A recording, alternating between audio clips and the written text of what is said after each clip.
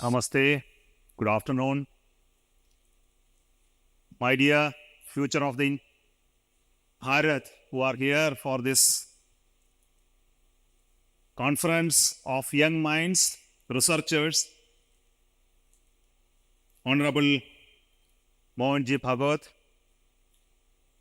Sri Kailash Satyarthi, all the dignitaries on the dais, dear researchers, their teachers, and also all the organizers of VIVIBHA 2024. My greetings to you all for this fantastic organization of this event, or bringing or nurturing research concepts in the minds of young people of the India, connecting to the Indian mindset or Indian thought process.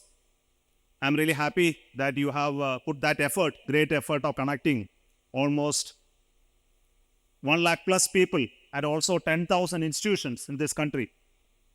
And really a great thing to happen. And all of you know that it's the right time for us to envision the Vikasit Bharat. As Honorable Prime Minister has already outlined, the concept of this Vikasit Bharat in the minds of each one of you. A lot of work is happening across many domains in this country, in the domains of science and technology, and in all the domains that the nation need to progress if you have to really achieve a state of Vikasit Bharat by 2047. We need to start working on each one of them in a systematic manner. I think this message has been well laid out. And I would like to really congratulate the organizers for connecting with the researchers, the young people, on bringing about a major thought process change in each one of you, in writing relevant theses on topics which are in the domains of science and technology, but also imbibing the spirit of Bharat. I think this is something fantastic. I think all of you have talked very nicely about me and the space program and the success of Chandrayaan-3. I think I would like to take a little bit of example of what it means to each one of us and how the example of this is relevant for putting the right type of narrative for us to grow in the domains of many other domains that is important for us in the next 25 years. You would have seen, or you would have watched the landing of the moon. Chandrayaan-3 softly landed on the moon. And it was really a great event for all of us, 23rd of August 2023. That date is etched in our mind today. It is known as the National Space Day. But all of you know that it is not an event that just didn't happen on that day. It is the effect of a conscious work of hundreds and thousands of people over years of hard work in working in very focused manner in one domain, the space technology domain, which we thought that is very important for this country for growth. And there were people who doubted this at a point in time in the history, whether it is important for us to work in this core scientific and technological domain, to create such an investment and opportunity in space sector, and why it is important. I think today no one speak about it, no one is worried about it. The reason is the results are very evident that it is able to produce results at substantially low cost.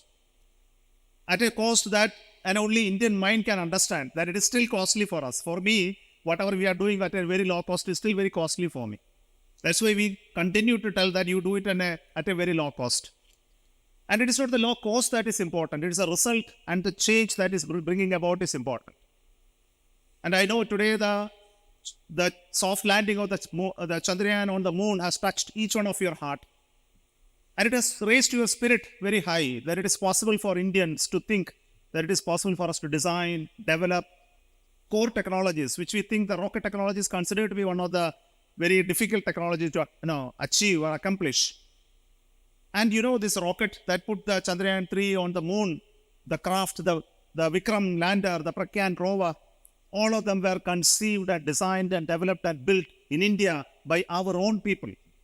It's a great accomplishment for all of us.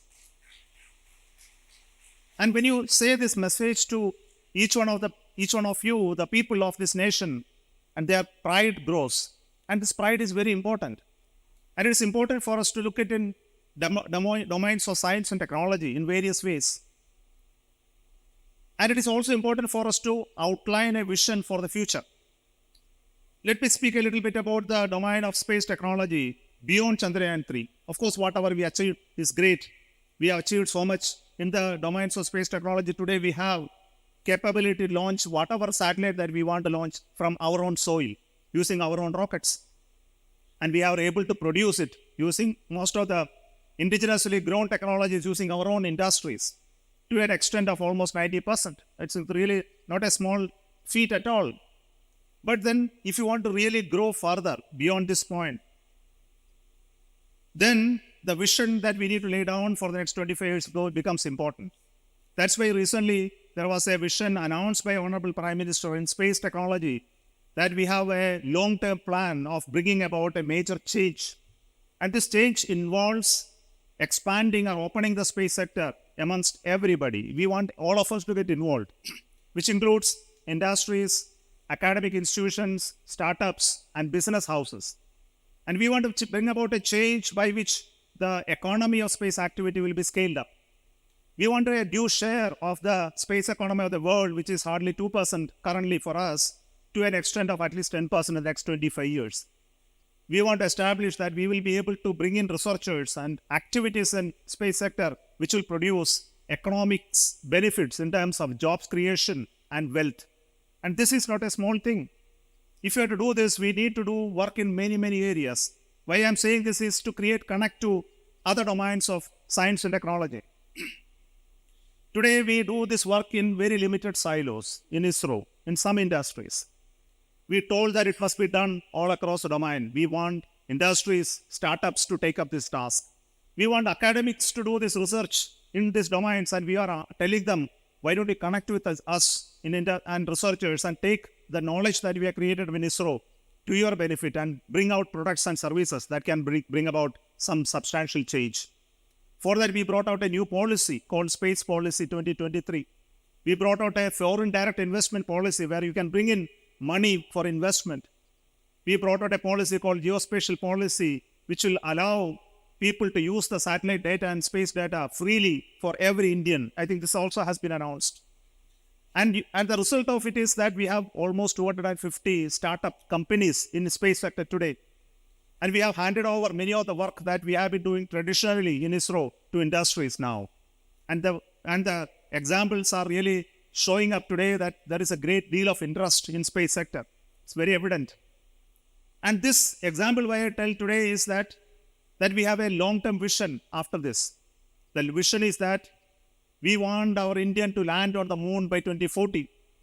We have to develop our own space station to send humans to space on a continuous manner to conduct space-based research in microgravity and space economy to grow there.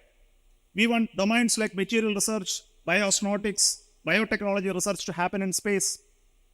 And we want missions to other planets like Moon, Venus, and Mars on a continuous manner so that innovation in technology and science will happen in space sector. And all these are part of this vision. This vision has been outlined to create a vibrant space economy for this country. Why I say this space alone is because though I am familiar with it, but I am equally familiar with the domains of other areas. For example, for this country, which is today 140 crore of people, will definitely grow to something like 160, 165 crore, maybe in another 10 years, 15 years of time, and possibly will stabilize. But the biggest advantage that we have is the demographic advantage, where the young people percentage is one of the highest in this country.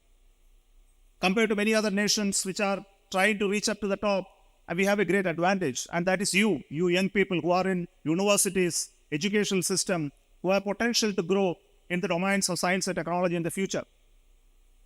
And there are many areas that we need to invest time and effort in the coming days. Some of them I would like to tell in a few words. First and foremost, in my opinion, it is very important that we invest specific scientific research and development in the domains of agriculture.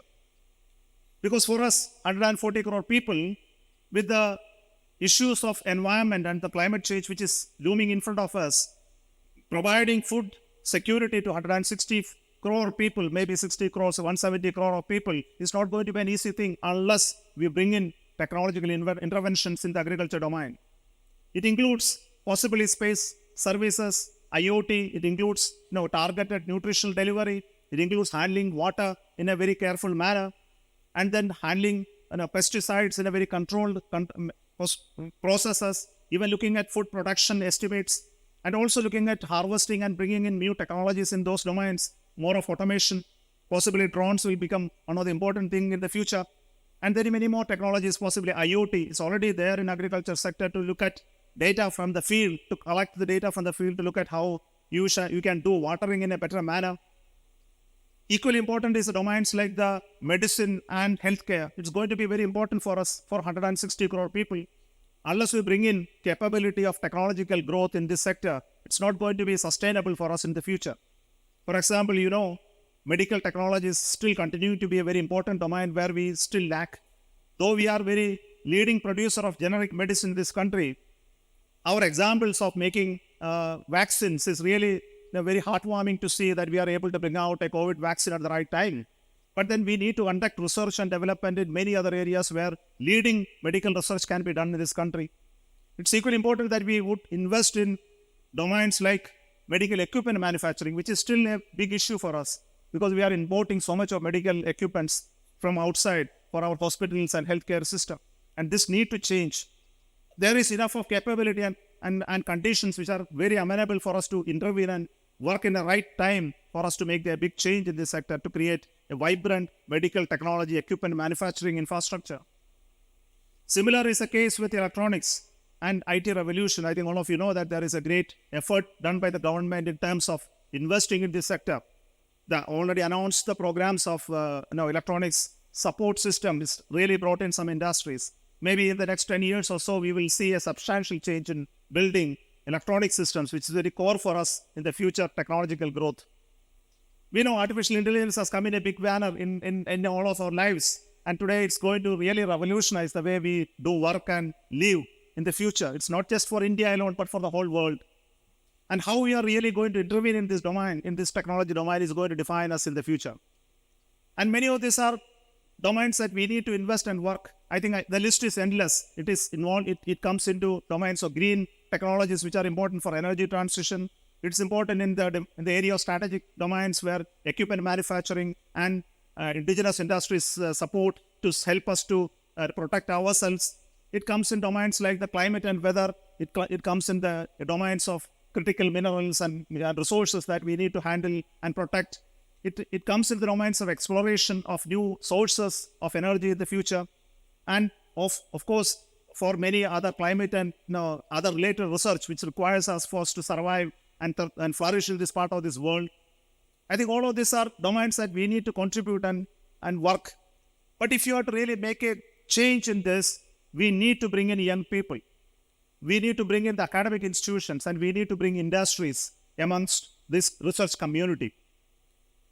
One of the weakest links that we see today in this country is the connect between academic institutions, industries, as well as the methods by which we translate research happening in academic institutions into industries and convert into products and services that is actually economically viable, or produce some results to the industries in terms of translating the research into a business activity.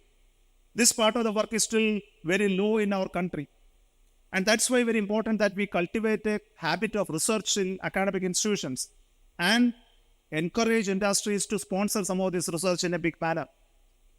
And this is precisely the idea that the ANR of the Anusandhan Research Foundation, National Research Foundation, has really proposed, how to encourage and support this activity of conducting research in academic institutions and bring it to the benefit of industries. Allow people to move across research and academic institutions and to industries in a seamless manner. And industries look forward from the top-end research outcome to come out of the industry, academic institutions, to lead them to produce better products and services that will really upscale the ability to produce more business for them.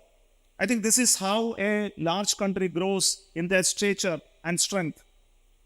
And a moment has come for us in this country today to go to that level. It is definitely happening in some sectors, but it's not happening everywhere. And that's why researchers' roles are important. That's why there is a role of Indian mind is important. I think we have done examples by which we bank on the core strength of us. And which are the core strength of us? The way in which we teach people, our ability of education system, our Gurukula system of learning, our value system that is embedded in us in learning and understanding the needs of this nation and working in those sectors which will help our nation and not some of the other interests that are driving research and development in this world. I think these are very important topics. And for this, we need to prepare people in getting higher education at all strata of the society, not limited to some areas of higher learning, but also to village level.